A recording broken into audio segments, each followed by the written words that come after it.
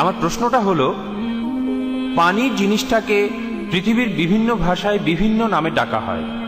যেমন ইংরেজিতে হলো ওয়াটার, হিন্দিতে বলে পানি, তামিল ভাষায় বলে টানি। একইভাবে যদি ঈশ্বরকে ডাকা হয় রাম নামে অথবা যিশু নামে, সেটা কি ঈশ্বর হবে না? ভাই, আপনি প্রশ্ন করলেন যে পানি শব্দটাকে বিভিন্ন ভাষায় যদি বলি, ইংরেজিতে ওয়াটার, হিন্দিতে বলি পানি, তামিল ভাষায় টানি, একইভাবে ঈশ্বর একজন, সেই একজন ঈশ্বরকে যদি বলি রাম বা যীশু খ্রিস্ট বলে ডাকতে পারি কিনা, আমার মতামত কি? আমার লেকচার আমি আগেও বলেছি, পবিত্র কোরআনে সূরা ইসরার 110 নম্বর আয়াতে উল্লেখ করা হয়েছে, কলিদুল্লাহ আবিদুর রহমান আয়া মা তাদু ফালাউল আসমাউল হুসনা। বলো তোমরা আল্লাহ নামে ডাকো বা রহমান নামে ডাকো, তোমরা যে নামে তাকে ডাকো না কেন, সকল সুন্দর নামগুলি তো আল্লাহরই। আপনারা আল্লাহ সুবহানাহু ওয়া তাআলাকে যে কোনো নামে ডাকতে পারেন, তবে সেটা হবে একটা সুন্দর নাম। এই নামটাতে আপনার মনে কোনো ছবি ভেসে উঠবে না, সে নামটার ভেতরে ঈশ্বরের গুণাবলী থাকবে। এছাড়াও পবিত্র কোরআনে সূরা তাহার 8 নম্বর আয়াতে উল্লেখ আছে, সূরা আরাফের 180 নম্বর আয়াতে উল্লেখ আছে, এবং সূরা হাশরের 24 নম্বর আয়াতে উল্লেখ করা আছে, বলা হয়েছে সবচেয়ে সুন্দর নাম সেগুলো তো আল্লাহ। আপনি যে কোনো নামে ডাকতে পারেন, তবে সেই নামে মনে কোনো ছবি ভেসে উঠবে না। আপনি তখন বললেন যে পানি, পানিকে বিভিন্ন জায়গায় বিভিন্ন নামে ডাকা হয়, আমিও সেটা জানি।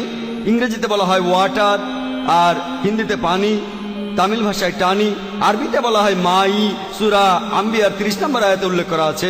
সংস্কৃত ভাষায় পানিকে বলা হচ্ছে আবা, ভগবদ গীতার 7 নম্বর অধ্যায় 4 অনুচ্ছেদে আছে।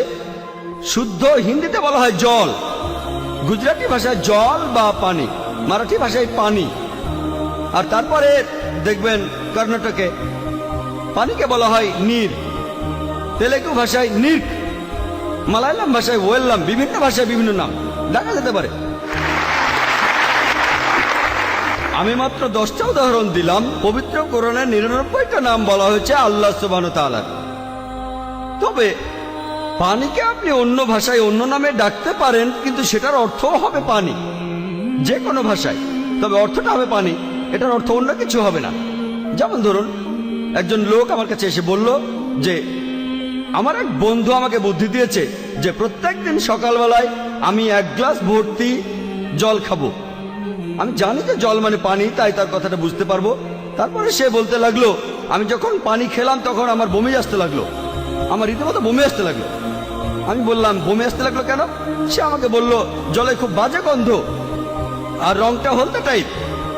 পরে আমি বুঝতে পারলাম সে যেটার কথা বলছে সেটা পানি নয়, সেটা প্রস্রাব। কেউ একজন তাকে বলেছে সেখানে 1 গ্লাস প্রস্রাব রেখেছে, কিন্তু সেটার নাম দিয়েছে জল। তাহলে আপনি পানিকে বলতে পারেন পানি, টানি, ওয়াটার, আবা, পাড়ি, সমস্যা নেই, তবে অর্থটা হবে পানি। পানিকে যে কোনো নামে ডাকতে পারেন, তবে পানি বাদ দিয়ে অন্য কিছু হলে সেটাকে আপনি ওয়াটার বলতে পারবেন না, পানি বলতে পারবেন না, টানি বলতে পারবেন না, আবা বলতে পারবেন না। পানিকে আপনি এসব বলতে পারেন, তবে অন্য কিছুকে বলতে পারবেন না। মানুষ হয়তো ভাবতে পারে যে কি একটা অযৌক্তিক উদাহরণ। এমনকি একজন অশিক্ষিত লোকও পানি আর প্রস্রাবের মধ্যে পার্থক্যটা বুঝতে পারবে। শুধুমাত্র বোকারাই পানি আর প্রস্রাবের পার্থক্যটা বুঝতে পারবে না, সেটা আমি একমত যে অশিক্ষিত মানুষও পানি আর প্রস্রাবের পার্থক্য বুঝতে পারবে। একইভাবে যে মানুষগুলোর সর্বশক্তিমান ঈশ্বর সম্পর্কে ধারণা আছে, সঠিক ধারণা, তারা বলে যারা মিথ্যা ঈশ্বরের উপাসনা করে তারা শুধু অজ্ঞই নয়, তারা খুব বোকাও। তারা কি সত্যি ঈশ্বর আর মিথ্যা ঈশ্বরকে আলাদা করতে পারে না? আপনি যে কোনো নামে ডাকতে পারেন, তবে সত্যিকারের ঈশ্বর হলে তাকে সঠিক নামে ডাকতে পারবেন। কিন্তু তারা সত্যিকারের ঈশ্বরকে না মেনে মিথ্যা ঈশ্বরকে মানছে, তারা কি বোকা নয়? তারা আসলে বোকা। উদাহরণ দেই, ধরুন আপনি কিছু পরিমাণ স্বর্ণ কিনতে চান, আর একজন লোক সেটা বিক্রি করতে চান, আপনার কাছে বিক্রি করবে, আর সে বলল এটা হলো 24 ক্যারেট গোল্ড। আপনি জানেন ইংরেজিতে সোনা হলো গোল্ড, আরবিতে সোনা হলো জাহাবা, ভালো করে জানেন। কিন্তু যদি আপনি জানেন সোনা এর ইংরেজি হলো গোল্ড, তারপরেও কিন্তু আপনি সেখানেই কিনে ফেলবেন না। আপনি পরীক্ষা করবেন যে সেই সোনা লোকটা বলছে 24 ক্যারেট গোল্ড, আসলে 24 ক্যারেট গোল্ড কি না, না দেখে কিনে ফেলবেন না। কি করবেন? স্বর্ণকারের কাছে যাবেন আর পরীক্ষা করবেন সেটা আসলেই 24 ক্যারেট সোনা কিনা। তারপর পরীক্ষা করবেন কষ্টি পাথর দিয়ে। আমি আমার লেকচার আগেও বলেছি কষ্টি পাথরের কথা। স্বর্ণকার বলল এটা নকল, যদিও সেটা চকচক করছে, তবে চকচক করলেই সবকিছু সোনা হয় না। আপনি কেনার আগে পরীক্ষা করবেন সেই সোনা সেটা আসলেই সোনা কি না। কেন? কারণ টাকা দিয়ে কিনবেন, আর আপনি ঠকতে চান না। আপনি যদি ঠকেন 1000 টাকা 10,000 টাকা, টাকার দাম আছে, তাহলে এই কাজটাই করেন। কেউ যখন বলছে এটা ঈশ্বর, আপনি সেটা কষ্টি পাথরে পরীক্ষা করেন। কষ্টি পাথর কোনটা? সূরা ইখলাস 1 নম্বর আয়াত থেকে 4 নম্বর আয়াতে বলছে কুল হু আল্লাহু আহাদ, বলো তিনি আল্লাহ এক অদ্বিতীয়, আল্লাহুস সামাদ, আল্লাহ চিরস্থায়ী ও অবিনশ্বর, লাম ইয়ালিদ ওয়া লাম ইউলাদ, তিনি জন্ম দেননি জন্ম নেননি, ওয়া লাম ইয়াকুল লাহু কুফুয়ান আহাদ, তাহার সমতুল্য কেউ নাই। তাই যদি কেউ বলে এটা ঈশ্বর, আপনি প্রথমে পরীক্ষা করেন কষ্টি পাথর দিয়ে যে তিনি আসলে ঈশ্বর কিনা। যদি তিনি সংজ্ঞার সাথে মিলে যান, তখন আমরা কোনো আপত্তি ছাড়াই মেনে নেব আমরা যার কথা শুনছি তিনি মহান স্রষ্টা। উদাহরণ দেই, ধরুন কোন পাগল সে বলল যে মুহাম্মদ সাল্লাল্লাহু আলাইহি সাল্লাম তিনি মহান স্রষ্টা। এক পাগল এমন কথা বলল। আমরা মুসলমানরা সবাই নবীজি মুহাম্মদ সাল্লাল্লাহু আলাইহি সাল্লামকে ভালোবাসি, খুব ভালোবাসি, তার জন্য যে কোনো কাজ করতে পারি, তাকে মেনে চলি। এমনকি অমুসলিমরাও। মাইকেল এইচ হার্ট তিনি বই লিখেছেন পৃথিবীর ইতিহাসে সবচেয়ে প্রভাবশালী 100 জন ব্যক্তিত্ব, আর 1 নম্বরে আছেন সর্বশেষ ও চূড়ান্ত নবী মুহাম্মদ সাল্লাল্লাহু আলাইহি সাল্লাম। তারপরেও এত কিছুর পরেও কষ্টি পাথরে পরীক্ষা করেন। সূরা ইখলাস, যদিও পৃথিবীর সব মানুষের মধ্যে তাকে সবচেয়ে বেশি শ্রদ্ধা করি, তারপরও তাকে কষ্টি পাথরে পরীক্ষা করব। কুল হু আল্লাহু আহাদ, বলো তিনি আল্লাহ এক অদ্বিতীয়। নবীজি কি এক অদ্বিতীয়, একমাত্র রাসূল?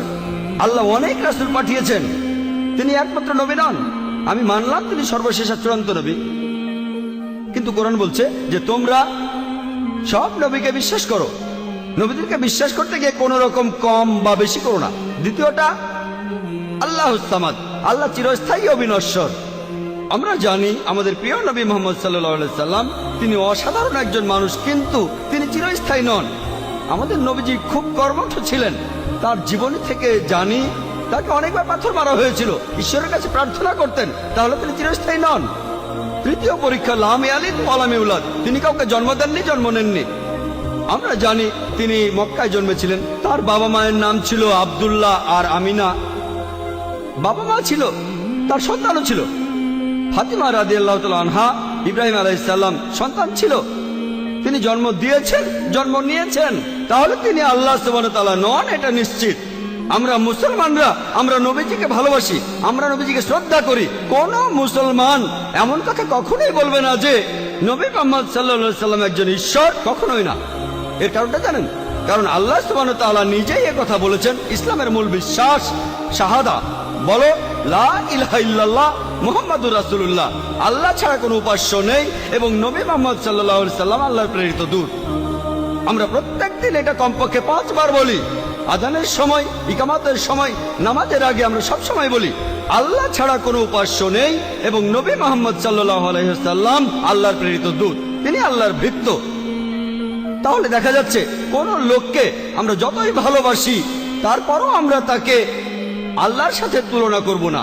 তাহলে আপনি ঈশ্বর হিসেবে যার নামে বলেন না কেন, কষ্টি পাথরে পরীক্ষা করেন। হোক তিনি যিশু, হোক রাম অথবা কৃষ্ণ বা বুদ্ধ অথবা মহাবীর, কষ্টি পাথরে পরীক্ষা করেন। আপনাদের কষ্টি পাথরে দেখিয়েছি। রোজ কিয়ামতের দিন আমি আল্লাহ সুবহানাহু ওয়া তাআলার কাছে সাক্ষ্য দিতে পারি যে এখানে হাজার হাজার মানুষ বসে আছে, তাদেরকে আমি কষ্টি পাথরের ব্যবহার শিখিয়েছি। যে ঈশ্বরের উপাসনা করেন, যে ঈশ্বরের উপাসনা করেন তাকে কষ্টি পাথর দিয়ে পরীক্ষা করেন। যদি পাশ করে যায় তাহলে আমিও মেনে নেব তিনি একজন ঈশ্বর। যদি পাশ না করেন তাহলে আপনি তাকে ঈশ্বর বলতে পারবেন না। আশা করি উত্তরটা পেয়েছেন।